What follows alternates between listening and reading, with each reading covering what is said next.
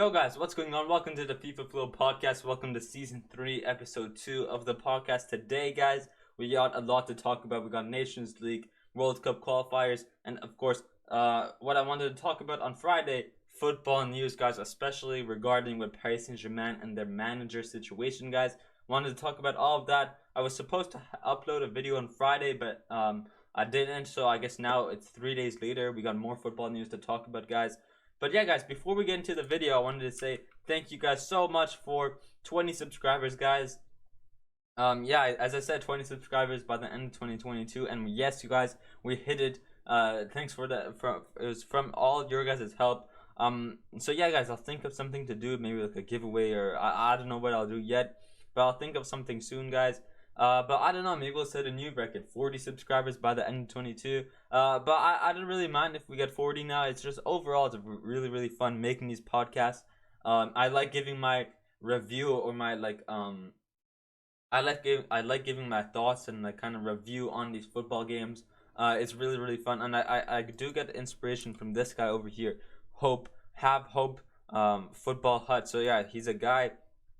Um, like he like him and some of his friends, I guess, or like some other people, they do like live streams, like 3 hour, 4 hour, even 5 hour live streams of them just talking about football. So and I really like the way they kind of analyze like the analyze the football news or like the football world, and give their thoughts and opinions. So I really get a lot of inspiration from them. And yeah, as I said, they give their review and their like thoughts, and like I like doing the same as well, like giving my review and thoughts on these football games or like post match stuff or football news. So it's just really fun making these. But yeah, on top of that, yeah, thank you so much for the support. As I said, I'll think of something to do soon, maybe like a giveaway or something. But for now, let's get into today's video, guys. Let's start off with the Nations League, with a crazy start, guys, to the Nations League. Group 1, we're going to start off with Group 1 with Denmark, Croatia, Austria, and France at last, guys. France having no wins so far out of the 4 games against Austria, Croatia, Denmark, and once again Croatia. So yeah, guys, today we had Croatia versus France, where I'd say both teams played well. France had a couple opportunities, but just couldn't get in the back of the net. They were just unlucky. But I think Croatia, personally, I do think Croatia played really well as well. This guy here, this goalkeeper, made some amazing saves. Like, holy, his saves were crazy, I feel like.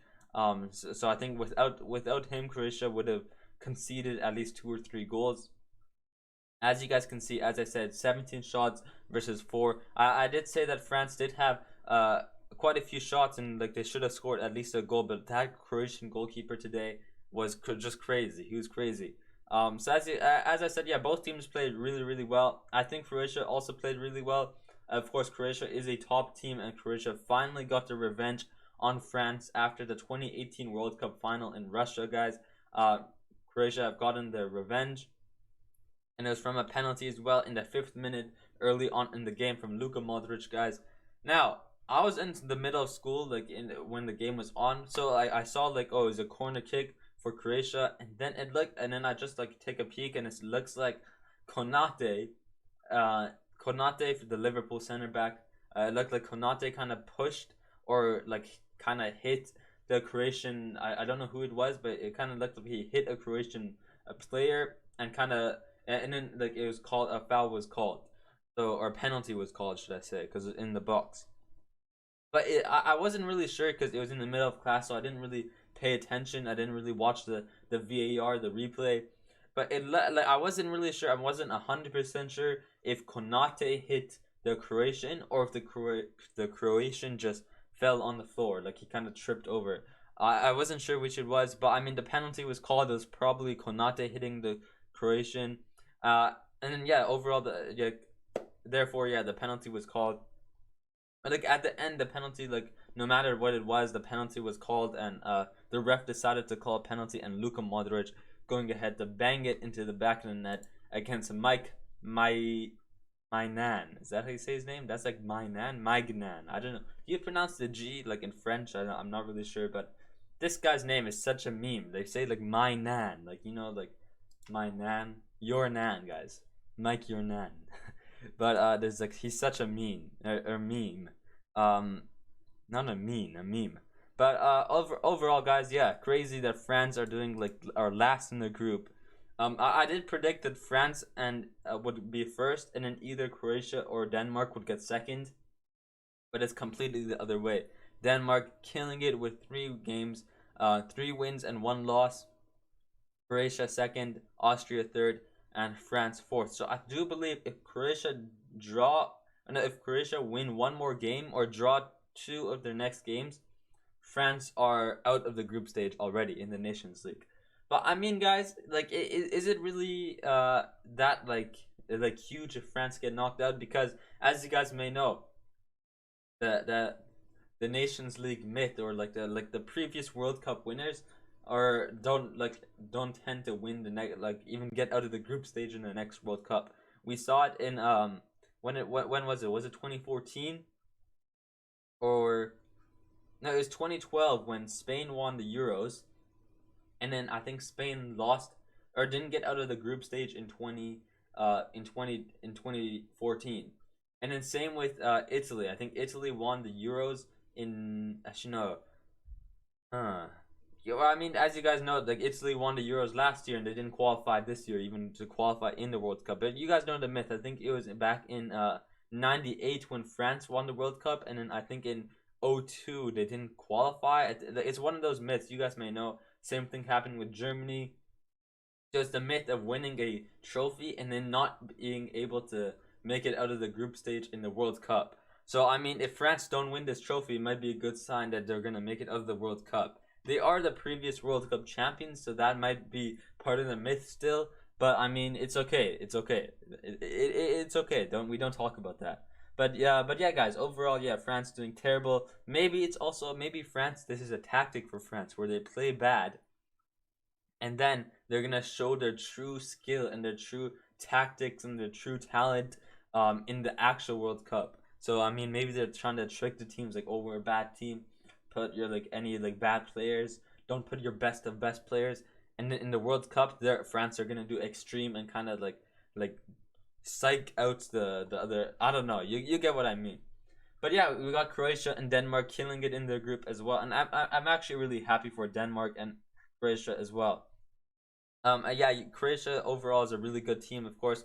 And that run in 2018 was insane, of course, making it to the World Cup final in Russia against France, where they actually lost in penalties, and now Croatia got their revenge. And then same with Denmark as well. I think Denmark is a really good team. Last year in the Euros, they made it to the semi-final, and they have pretty good players as well, as you guys may know. Peter Schmeichel's son is plays for Denmark as a keeper as well. Kasper Schmeichel. They got that Kajar guy. Of course, they got Goatweight, the one and only Goatweight. So they have their fair share of talented players as well. And then with Croatia as well, of course, Luka Modric. And then yeah, even the Croatian goalkeeper, like against the in the France game today, he was insane as well. Because if you guys look at the stats over here, I can show you guys the stats over here. Yeah, as you guys can see, yeah, 17 shots against 4 shots for Croatia, and then 4 shots on target against 3 shots.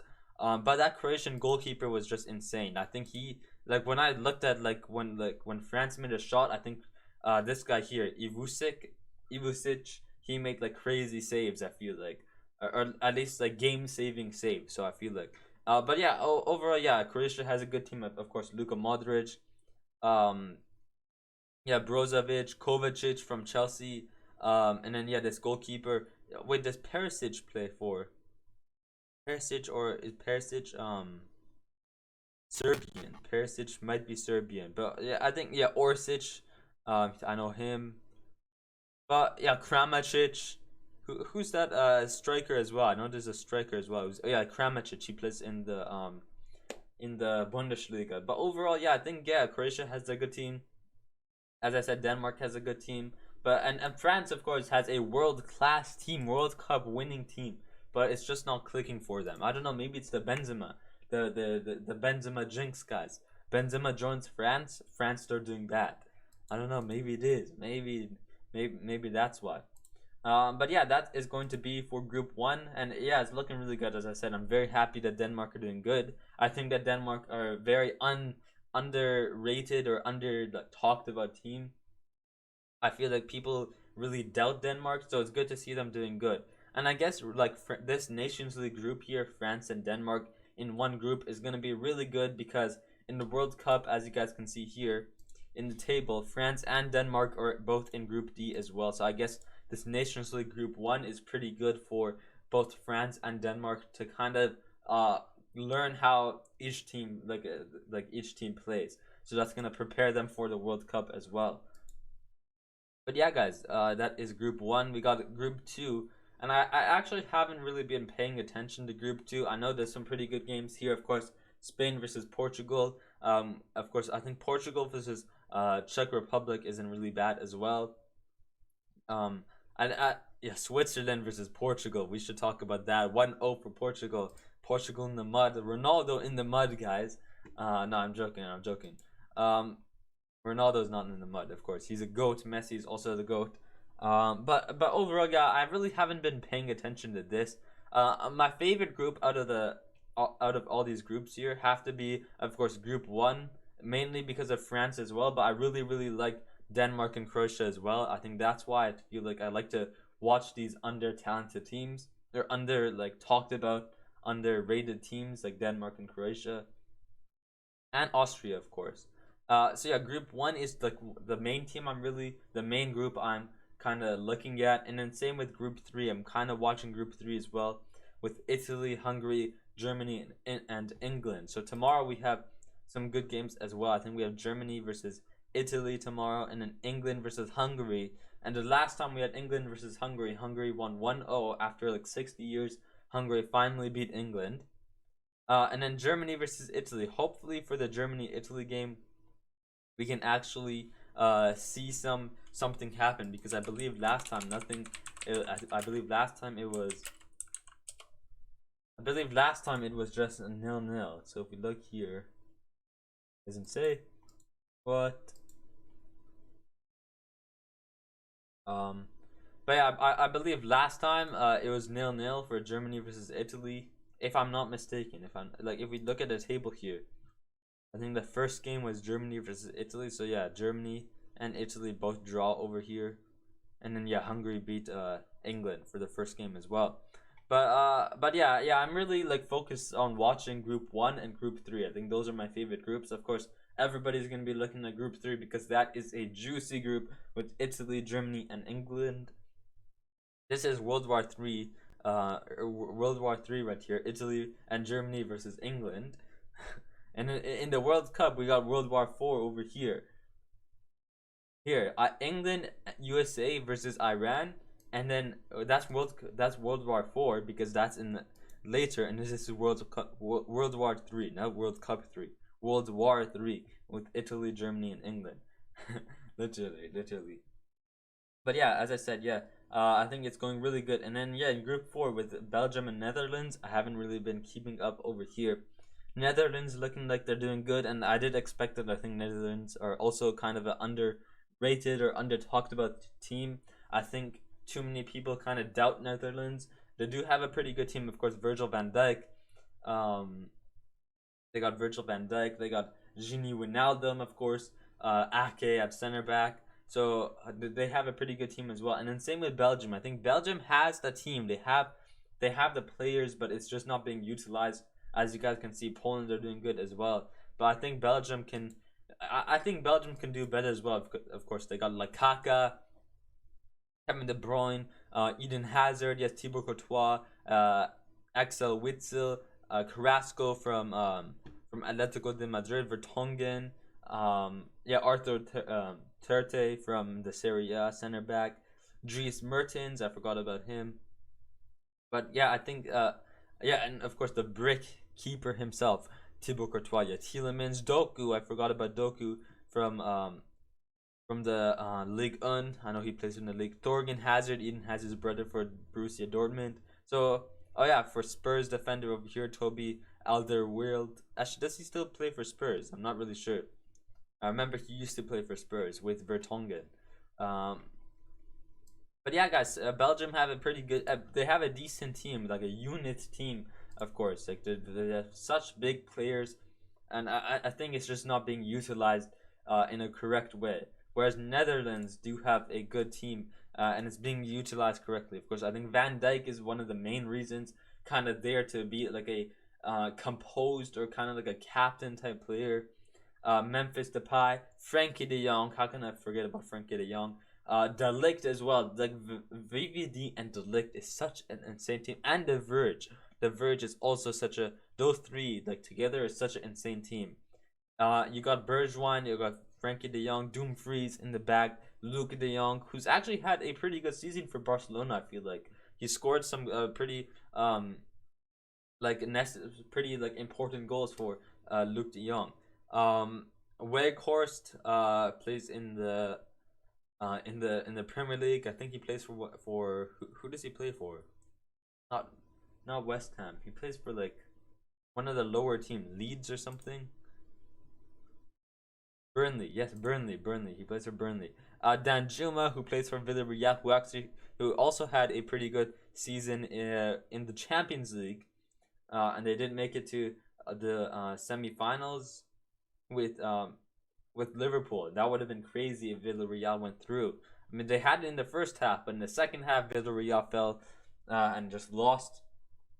And then, of course, yeah, Ake, as I said, Wijnaldum, Donny van de Beek, the best United midfielder, Timber, Malen. So of course, I think Tim Krul, Gravenberch.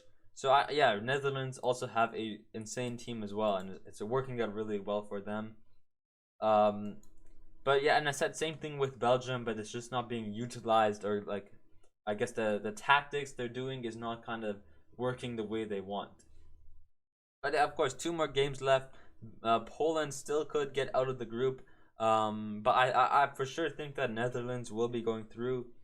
Over here, I'm thinking Italy will be going through, and Germany are gonna somehow get a comeback and go through as well.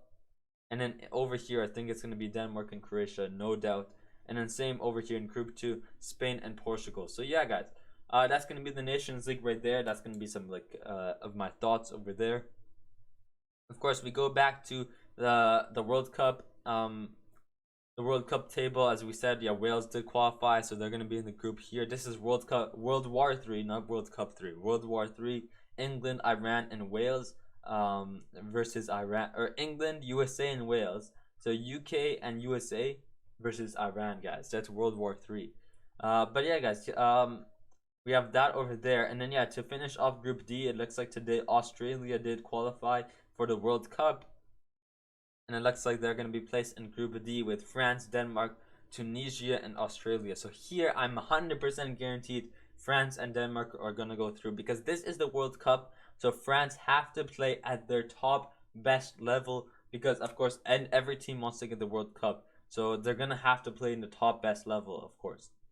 And then over here in Group E, we got Spain, Germany, Japan, and tomorrow we got New Zealand versus Costa Rica, where I do think Costa Rica will be winning, because I think Costa Rica have a pretty good team as well.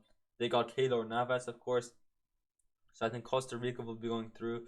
But yeah, Spain and Germany is going to be a nice game as well. Of course, I think that Germany are going to have a pretty good year. I mean, they did lose Toni Kroos and Thomas Muller, but it's okay. I think they're still a pretty talented team. They still have the players to do so.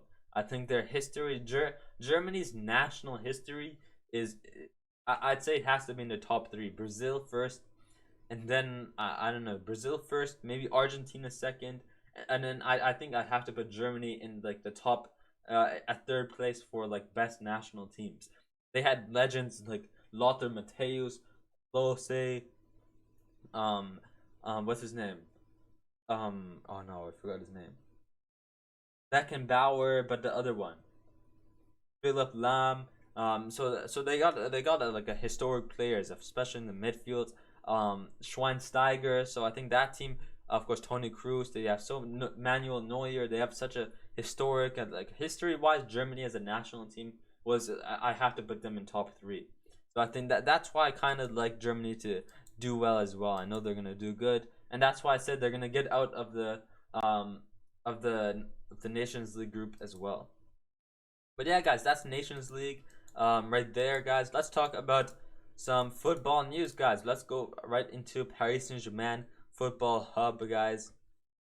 So yeah, guys, it's looking like Skriniar or Skringer from the I think it's Slovenia right here.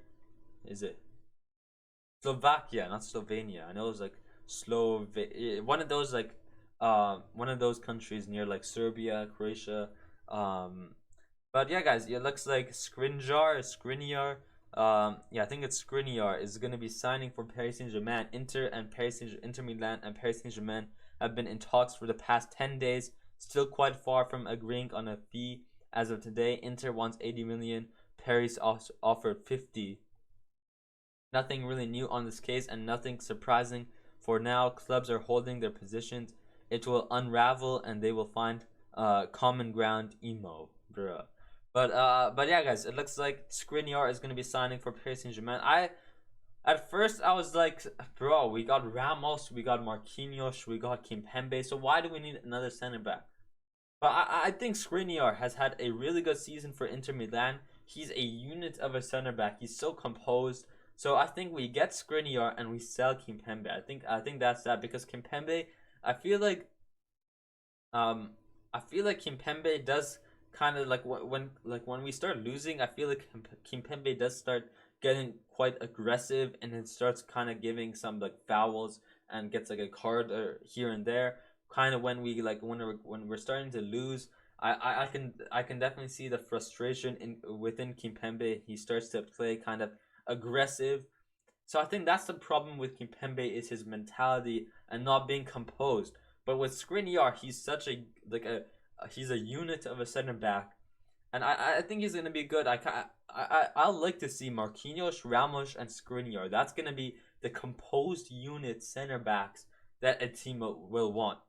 Marquinhos, Ramos, and Skriniar. So I'm now that I think about it, I'm quite happy for Skriniar.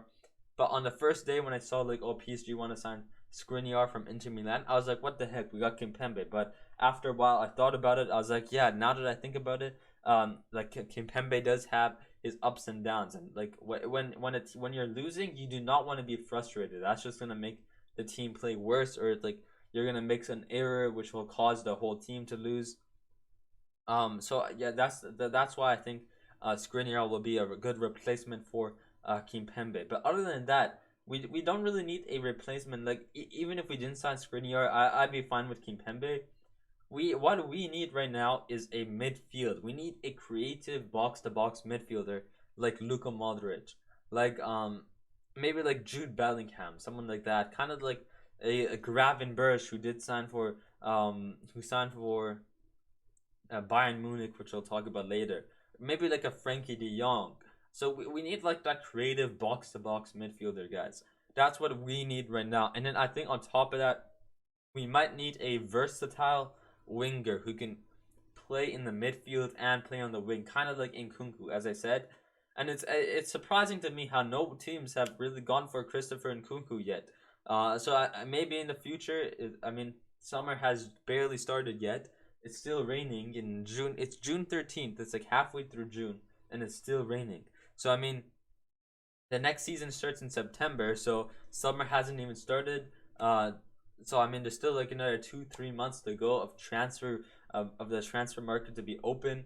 So there's still a lot that can happen for transfers, of course. Real Madrid have been making two transfers, of course, with Antonio Rudiger and Aurelien Chouameni. Um, and they're still going to be in the transfer market. They're going to be lurking around in the transfer market looking for a player to fit in their team. So as I said, yeah, PSG. We may be looking for a center back right now. It looks like we're trying to get a center back, but there's still 2 more months where we're also going to be looking for a central midfielder or a versatile midfielder slash winger. Um, but I mean, now with the announcement of Luis Campos, I think he's one of the world's best, kind of the best sporting directors with who what players he can find. He's directed with Real Madrid, who I believe he was the one who saw Benzema and brought Benzema in. I believe so.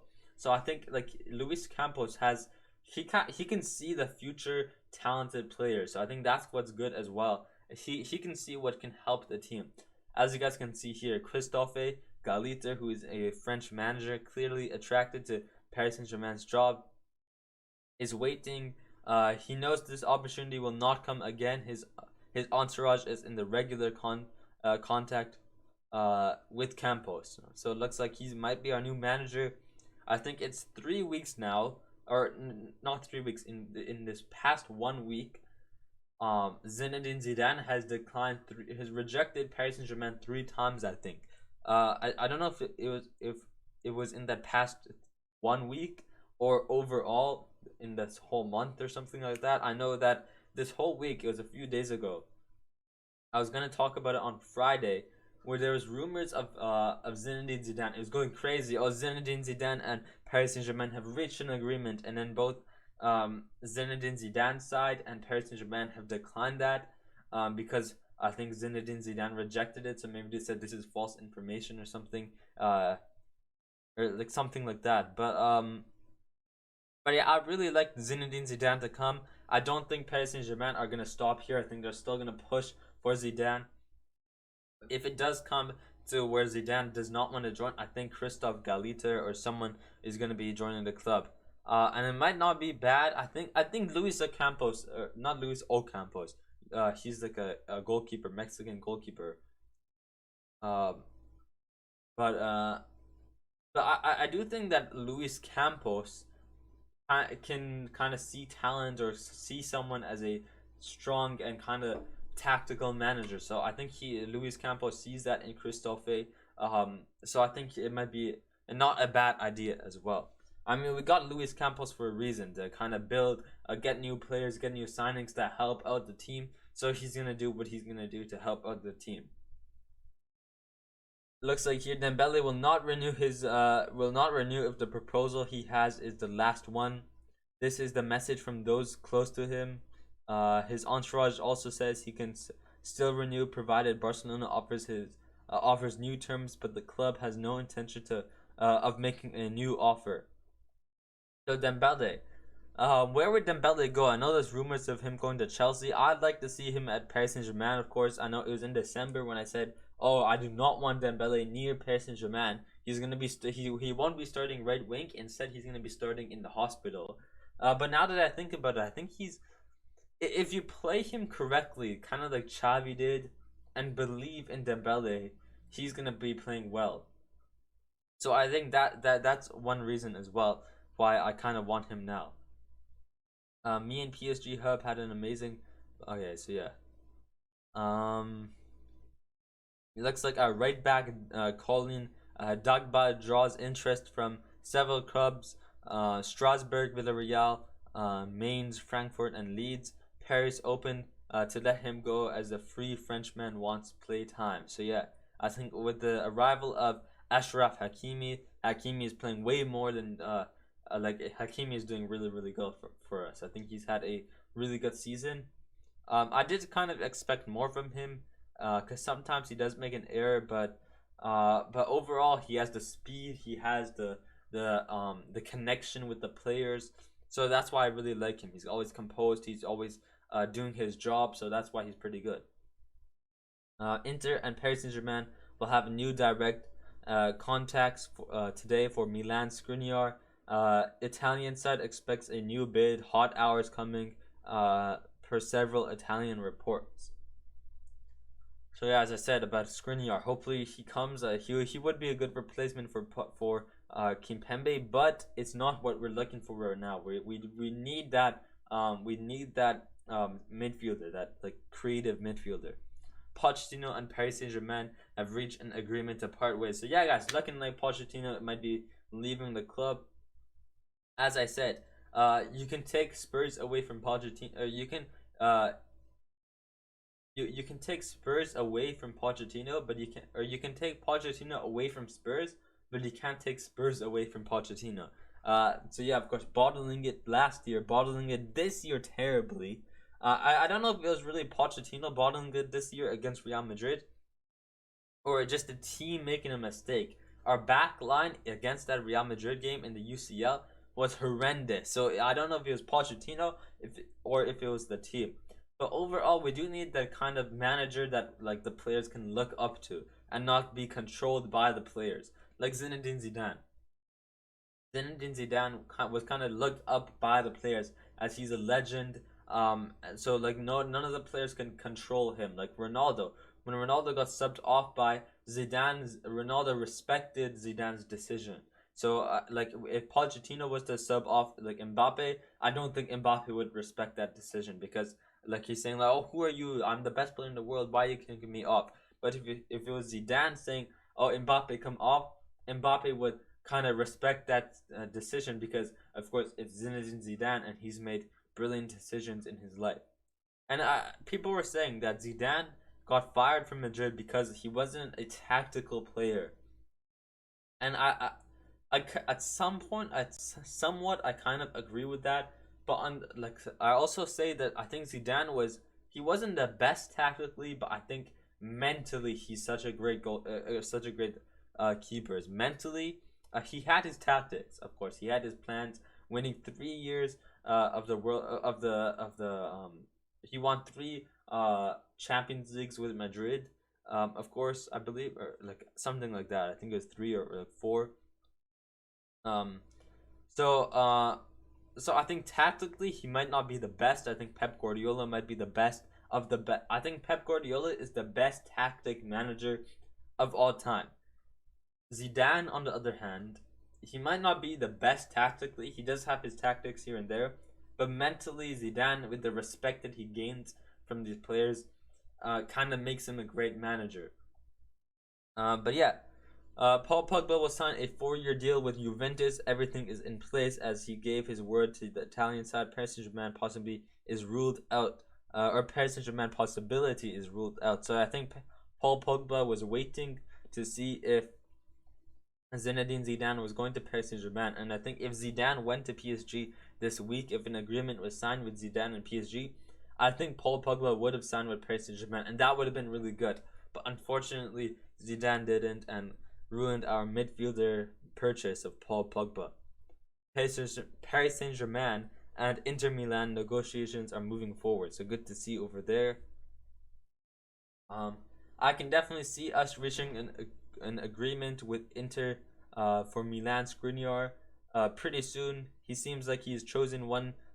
He's the chosen one to be sold, like Hakimi was last summer, and his priority is top, and he is top priority. Matters of time, if you ask me, would be a monstrous signing. So yeah, as I said, he is a unit of a center back. I think him and yeah, as I said, him and Ramos and Marquinhos, their composure, just the unit is going to be so good. So that's going to be really good to see him in Paris Saint-Germain next season if he does. New contract between PSG and Inter, but no agreement yet for Milan Skriniar. Okay. We go down. Yeah, so here's the rumors. Even though the rumors have stalled, it said that Zidane and Paris Saint-Germain have indeed found an agreement. He will sign a 3-year deal worth 25 million per year. Let's see how it goes after yesterday's reports, because it was on Friday or Thursday where it was going crazy of Zidane joining Paris Saint-Germain. But then everyone was saying like, oh, it's not happening. But if it's gonna happen, it looks like this was going to be the contract, and it might be the contract still. It's just a matter of the sporting project for Zidane. I think it's convincing him to join. I don't think for Zidane it's not the money or anything. It's convincing him and giving him the correct sporting project, giving him the full charge of making making a transfer, or making a sorry guys, sorry. But for Zidane, it's not about the money, it's about the sporting project and making like a transfer, not making a transfer. I can't really think of what I want to say, but you get what I mean. Of signing a player, choosing like what player to sign. He wants that full control. Yeah, we go down more.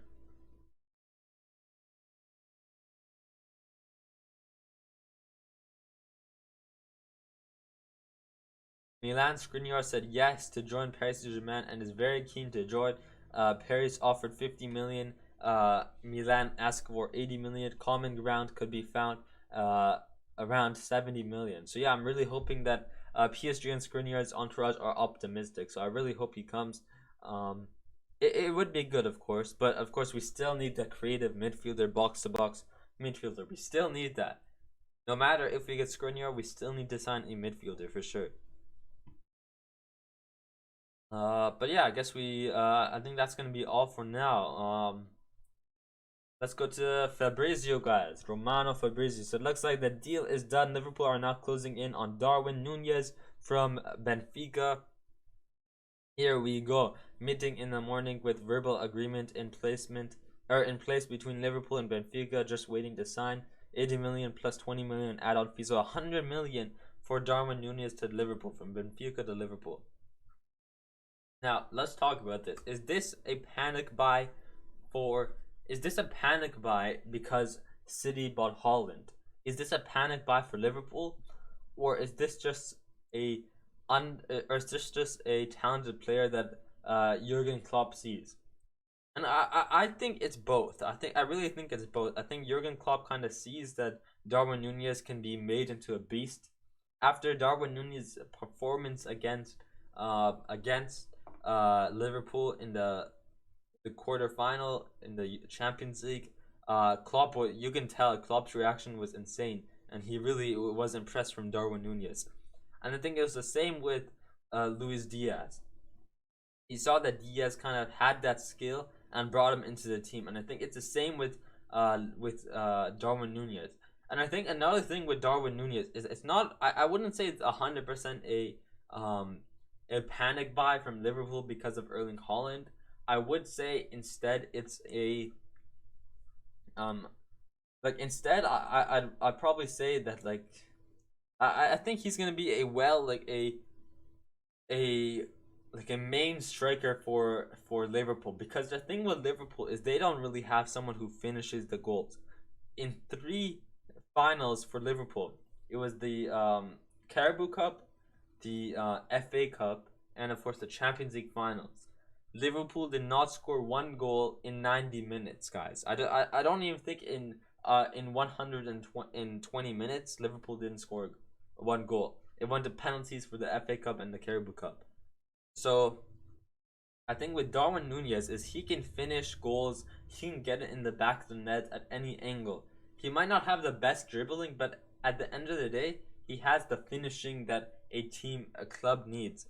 And a club like Liverpool need him the most, because when you're not scoring a goal in 90 minutes in three finals, in two England finals and one European final, that's kind of questionable or kind of worrying for a club. So I think having Darwin Nunez is going to be really good. And I think it's kind of also a kind of like a replacement for Sadio Mane, because it's looking like Mane might be going to Bayern Munich. But if he doesn't go to Bayern Munich, it's still going to be good for Liverpool. But if he does go to Bayern Munich, I think Darwin Nunez is going to be a perfect fit for Liverpool, because I do think that Sadio Mane kind of played that striker position before for Liverpool.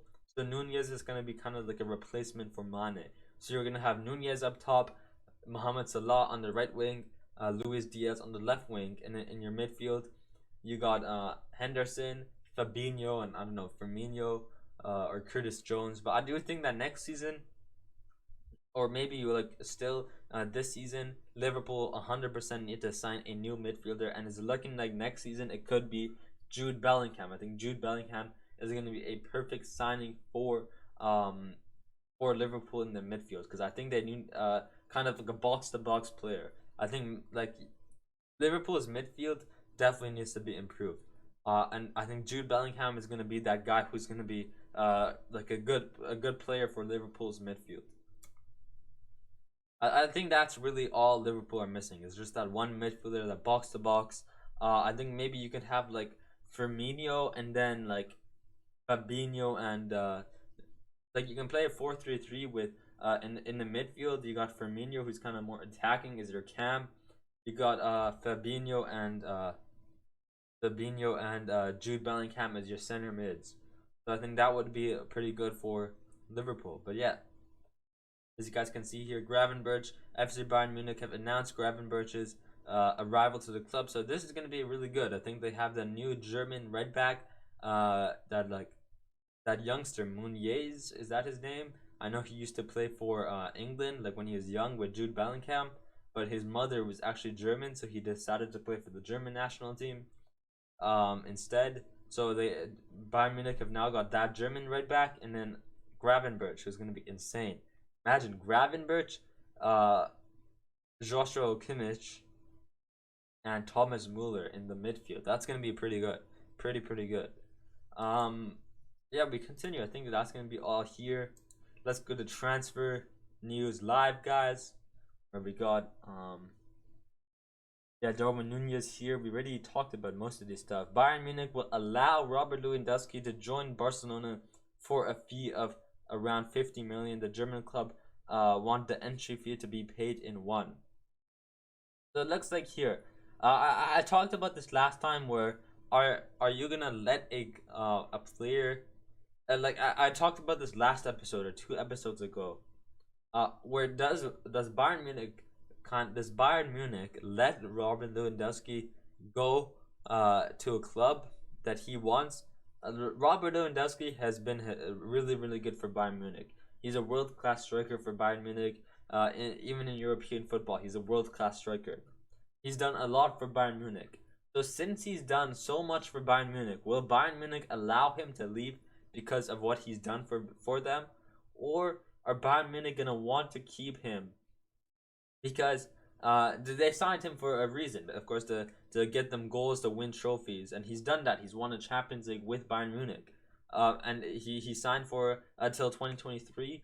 It's a signing for a reason. It's because he wants to stay at the club for that many years. So I mean that's the point of a contract, is to stay at the club and play for the club for a certain amount of years. So I said that will Bayern Munich keep him till the end of his contract because that's what the contract was for, or will they allow Robert Lewandowski to leave because Robert Lewandowski wants to, and since he's done so much for the club, they're gonna let him do what he wants. So I think it's the second option where he's done so much for the club that Bayern are gonna let him do what he wants now, and it's gonna be to leave the club, and it's a pretty fair price as well, 50 million euros. He only wants to go to Barcelona, so 50 million is a really good buy for Barcelona, especially with the situation Barcelona are in. It's still a lot of money for Barcelona, but it's better than like 70 million or 80 million for sure. So yeah, that is that right there. Barcelona will have to pay 80 million to Gerard Piqué over the next 2 seasons. Holy, what's going on here? Why 80 million for Piqué? It's the valuation of his deal to sign Bernardo Silva for Man City. What is Piqué doing? He must be the legend of a club and sacrifice to make his club better, not worse.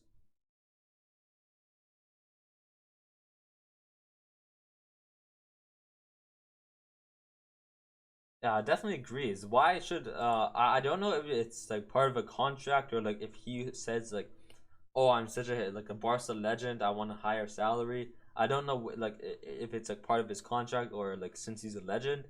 But if it's him who's like mandating, or like he's saying I want a higher salary, if he's saying that to Barcelona, that is not the way. That is not a right decision from Piqué, because Piqué should be thinking about the club's money situation, economical situation, and instead of getting 80 million in 2 seasons, use that 80 million to sign Bernardo Silva, because there was links of Bernardo Silva going to Barcelona, and that's going to be really good. If Frankie de Jong does leave to Manchester United, Bernardo Silva will be a really good signing. But if Frankie de Jong stays and Barcelona still get Bernardo Silva, that's going to be even better, because you're going to have Bernardo Silva and you're going to have Bernardo Silva, like you're going to be playing a 4-3-3 with Robert Lewandowski at striker. You got Ansu Fati on the left wing. You got Ansu Fati on the left wing. What's his name? Ferran Torres on the right wing.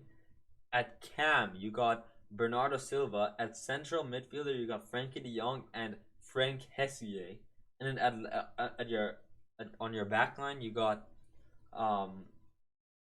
Jordi Alba, Araujo, Oscar Mingueza or Piqué. and then Serginho Dest, and then of course you got your goalkeeper in net as well. So I think yeah, Bernardo Silva does come. That would have been great, but it looks like they can't sign him because they need to save money to pay Gerard Piqué instead. Ter Stegen, yes, Ter Stegen is the name of the keeper. I forgot. That's what I just said, and their goalkeeper. But yeah, transfer of Sadio Mane to Bayern Munich is going to take place, but it won't happen in the next few days. The agreement will be between 30 million and 40 million, but there's still negotiations that need to happen. 30 to 40 million for Sadio Mane. What are Liverpool doing, man? They need to sell him for at least 100 million. This guy is a world class player. He won AFCON with Senegal last summer, and now Liverpool are letting him leave for 30 or 40 million. Oh my god, this is why Mohamed Salah also wants to leave the club. I think Liverpool have a pretty good team, and they have a really good fan base. The connection in the team is really good. The only thing that Liverpool doesn't have is, I think economically they don't have the right. I think economically they're not playing it right. Letting Mane leave for like 30 to 40 million, signing Darwin Nunez for 100 million. Is that even worth it? They could have signed. They could have signed Erling Haaland for under 100 million, but they're signing Darwin Nunez for 100 million. So I mean, like, what is Liverpool doing, man? Literally. Um, we go down. We see Jules Koundé wants to join Chelsea, and Thomas Tuchel wants him in. Negotiations are ongoing between the clubs, and I think Koundé. If it was Koundé and Antonio Rudiger, that would have been really good. But unfortunately, Rudiger went to Rudiger. Rudiger went to Rudiger. Rudiger went to Real Madrid.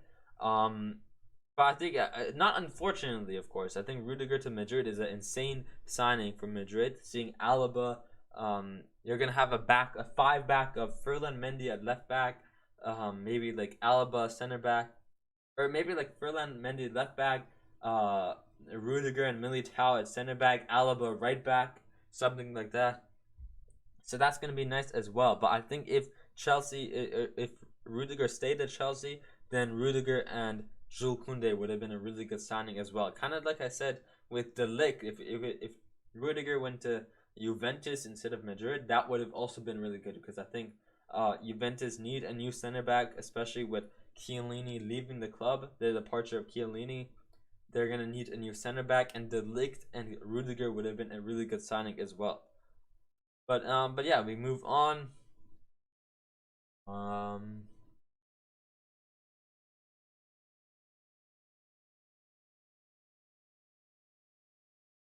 what else do we have here? Real Madrid are looking into the possibility of signing Dortmund midfielder Jude Bellingham. Imagine Jude Bellingham, his career. Oh, sorry if you heard like something move because I accidentally hit my mic.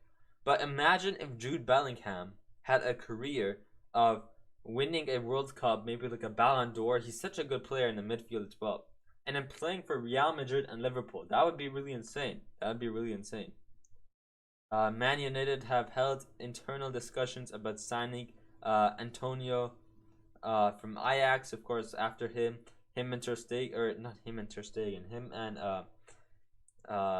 Ten Hag have their connection, as Ten Hag coached, or like was Ten Hag coached Ajax. So now when Ten Hag goes to now that Ten Hag is at Man United, he can kind of help to seek players back from Ajax, back up from his former club, and bring them with him to United to help out United. I think that is that over there. I think that's most of the news over here. Modric, Kovacic, Brozovic, the midfield of dreams right here. What a good midfield here. And we go down more. Benzema always won for his fans. Oh my, the guy went onto the pitch and Benzema gave it. What the heck? Actually, I have to like that. Best in the world, Benzema and Modric. Chouameni and Modric. So yeah, guys, looks like Chouameni Aurelien Tchouameni has signed for Marcelo. End of an era for Marcelo. But Real Madrid want to sign Jude Bellingham in 2023, but there's also a possibility that he could come this summer as well. If Real Madrid do try to sign Jude Bellingham in 2023, they're also going to have to be in the race with Liverpool, because I think Liverpool next season will also try to sign Jude Bellingham. But back to I saw Ramos posted about Marcelo. Even Ronaldo posted about Marcelo. But what else I gonna say here is Aurelien Tchouameni to Madrid, insane. I think on what is it? On Instagram, Tchouameni gained 300 or not 300, over 1 million followers on Instagram 1 day after he signed for Real Madrid. That's the Madrid effect, man. That is the Madrid effect. Aurelien nickname is Chua. Otherwise, we call him Young King, as reference to LeBron James, as he is known as King James, since we're huge NBA fans. Yeah, Tchouameni and Jules Koundé. I know Vinicius Jr. There was actually a photo of Vinicius Jr. Vinny. There's a photo of Vinicius Jr. and João Felix.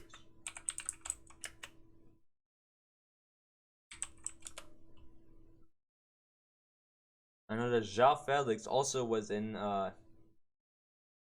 guess he doesn't have it here, but I know that João Felix was in Miami as well, and it was Ronaldinho, João Felix, and Vinicius Jr. who took a photo together.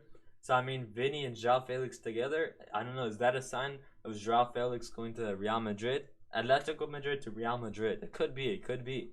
Actually, that would be pretty good for Real Madrid. You got João Felix, a replacement for Benzema, just a temporary replacement for Benzema. João Felix would be really good. But back to Tchouameni, I just wanted to say that about João Felix, because I know that a lot of footballers went to the basketball game. It looks like Tchouameni and Jules Koundé did as well. But back to Tchouameni, I think Tchouameni is a brilliant signing for Real Madrid. I think that Real Madrid no longer need to look for another midfielder. Maybe like a older, experienced midfielder, because I think Madrid are gonna start to transition from Toni Kroos, Casemiro, and Modric. They're gonna transition from those three to Tchouameni, Valverde, and Camavinga. That midfield right there is such an insane midfield, where you got Tchouameni as your central defensive midfielder. He's a beast for France as well, and even for AC Monaco or AS Monaco, he was brilliant. And then Valverde, who's just he never stopped running. Valverde and Camavinga, who's had such a great season, where he comes back as a really good box to box Camavinga. Camavinga, he's just 19 years old, playing that at such a high level in the midfield as well. I think midfield, like a midfielder, is one of the toughest positions to play in, because you have to come back to defend, go up to attack. You have to do that a lot, and you're kind of the one that kind of plays in that triangle. You're in the middle, so the ball is gonna come to you a lot. So with Camavinga being 19 years old and being able to do that at the top level, winning a Champions League in 19 with Real Madrid as well, is it's really impressive. So I think he's a really talented player. As I said, Tchouameni also is he's a unit in the midfield as well. And then with Valverde as well, who never stops running, he's really talented as well. I'd say that Camavinga is like the Toni Kroos, Tchouameni is like Casemiro, and then Valverde is like Luka Modric, because Valverde is kind of like a creative midfielder.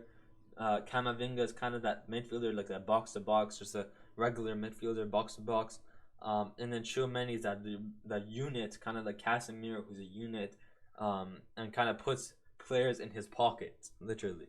So yeah, that's really good for Tchouameni as well.